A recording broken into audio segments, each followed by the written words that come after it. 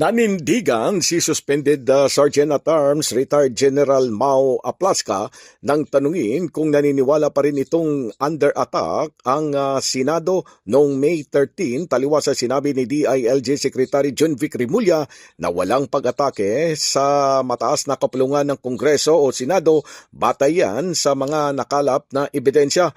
Giit pa ni Aplaska, version niyon ng DILG at splices o hinati-hating video ang ipinakita sa publiko para masuportahan ang kanilang naratibo. Ayon kay Aplaska na maglalabas sila ng kompletong video ng nangyayaring insidente at humingi ito ng sapat na panahon. Samantala, inaasahan na ni Aplaska ang rekomendasyon ng CIDG na sampahan siya ng kaso. Hindi pa nakakaharap si Aplaska sa CIDG kaugnay sa imbestigasyon ng nangyaring barilan sa Senado sa pagitan ng USAA at mga tauhan ng NBI.